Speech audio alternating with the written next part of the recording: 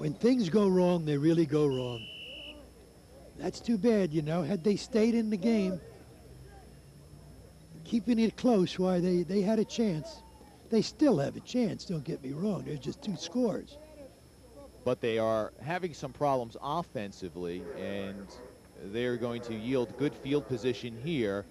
Covello standing at midfield, shielding his eyes against the sun, which is setting off to our right.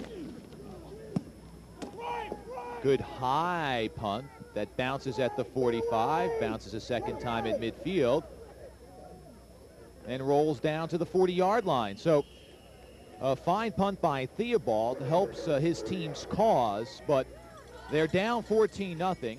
We have 7:21 to go in the second quarter, and Verona has it one more time. Don't forget, Scoreboard comes your way every week on TV3. Saturdays at 7:30 live, and Sundays at 9 a.m. Highlights, results of all the games in our area, and, of course, our top 10 poll. Union has been on top of that poll the entire year. And it's going to be a difficult chore to knock them from that perch. This is Anico. He might go 60 yards.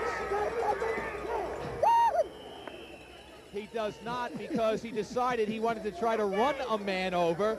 He doesn't want to run away from anybody, He does could have run away a little bit more to the right from Gil Ross, but instead he said, I want to try to run over Gil Ross.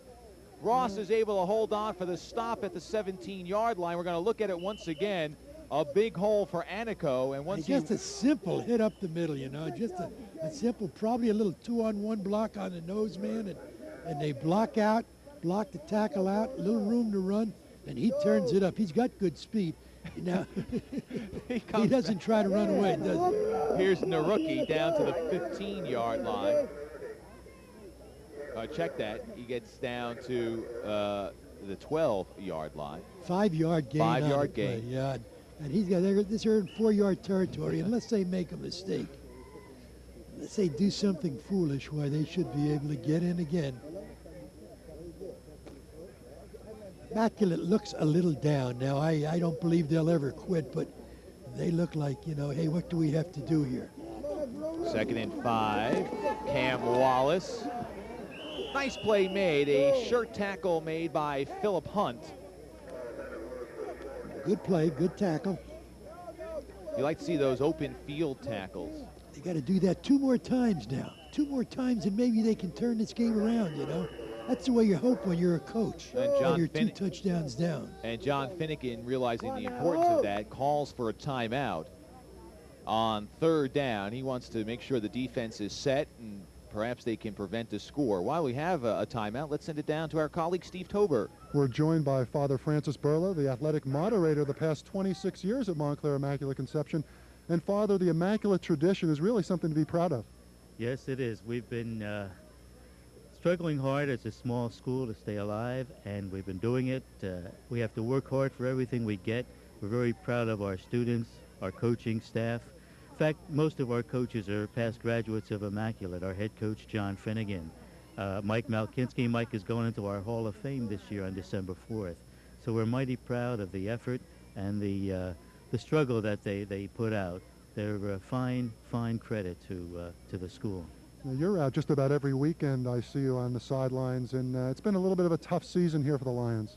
Yeah, we started out great 3-0, and then we took a slide. We're paper thin, and we catch a few injuries here and there. Then the coaches have to make adjustments, and some of the kids aren't too comfortable in the positions they're in. But if they give 100%, win, lose, or draw, we're happy because it's been a learning, fun experience for them. Father, thank you very much, and good luck for the future of Immaculate Sports. Okay. Back upstairs to you guys. All right, Steve, thank you very much. Bill? You know, I know Father Burla very well. I've been over at Immaculate while I coach at Glen Ridge, and he is just a great gentleman, a fine host, you know, and we always have a good time when we go there. He is always a gentleman, a fine man. Covello had a fall on the free ball, so it's 4th down. They're going to go for it, and as they come out in trips, Immaculate Conception has to call another timeout because that was a formation they were not prepared for on 4th down. So Coach Malkinski, who Father Burla referred to just a few moments ago, comes out to talk to the defense. There's Coach Mal, and going into the Hall of Fame, and congratulations on that honor. Just to run down the family situation here at Immaculate Conception. Coach Finnegan, 73 graduate, as Coach Malkinski is. Joe Kiernan, who's the secondary coach, an 81 graduate. The line coach, Willard Taylor, is an 84 graduate. One of the freshman coaches, Jay McManus, graduated a couple of years ago. Evelyn Tracy's the cheerleading coach. She's a graduate of the school. The principal, Sister Crowley, she's a graduate of the school. And the vice principal, Pat Dyer. Also the track coach and a graduate of the school. And a graduate of the school. So they do like the family setting. But what Father Burla said about small enrollment, 280 students. They have a small junior class, only about 50 students in the class, but strong freshmen and sophomore classes, and apparently a lot of interest in the school from the 8th grade this year. So they're confident of the future at Immaculate Conception. Cavello on 4th down. Rolling out, able to elude a man, angling for the end zone, and a brilliant run by Steve Cavello on 4th down. He goes 14 yards for the score. Boy, he can make any coach feel good, can he? What fine moves. And there was a situation, a big turnaround down. Immaculate apparently was going to stop them, take the ball over, keep the score at 14-0, and instead Cavello, scoring his 12th touchdown of the year, makes it 20-0. There's no wonder why he is the fella in the backfield with the second most yardage gained. He's good. He's got quick feet. Cavello on for the extra point, and that is good. So now they're 3 touchdowns down, and now they got to suck it up, as they say, and do what they can to get back in the ball game. Good coverage, Bill, but yep, good he's able to turn it around. Secondary. And then I guess that was a defending end that was coming in. He slips a little bit, and then one-on-one, why Cavello will just beat most people. He doesn't waste time beating him either, you know. It's a step this way, 2 steps this way, and he's gone. Cavello, a fine athlete, outstanding catcher on the baseball team. Wrestled for a while, but doesn't wrestle anymore. 14-yard run. You don't coach a boy to do that, Matt. You know.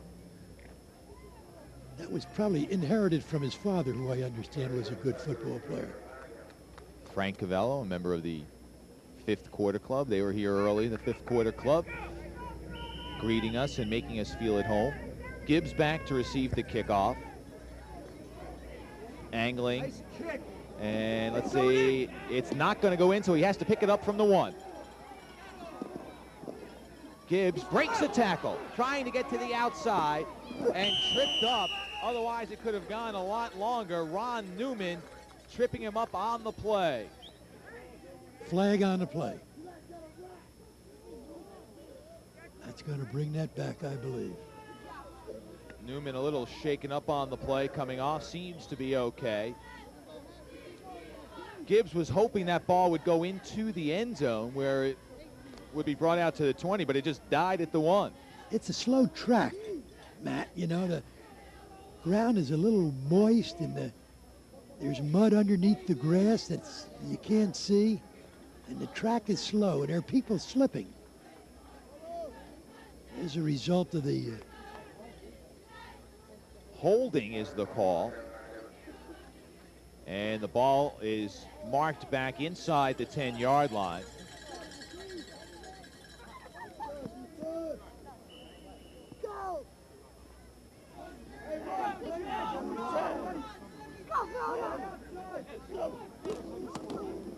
Here's Scott Wolf. Just trying to get out of there. Picks up about 5 to the 14-yard line. It'll be 2nd down and 5. 4.5 minutes to go in the first half. 21-0 Verona on top. A win ensures them a berth in the North 2 Group 1 playoffs. Where they will be next Saturday, that remains to be seen. As Steve Tober detailed to us a few moments ago, a lot of factors coming into play. There is a possibility that they would have to play Cedar Grove in back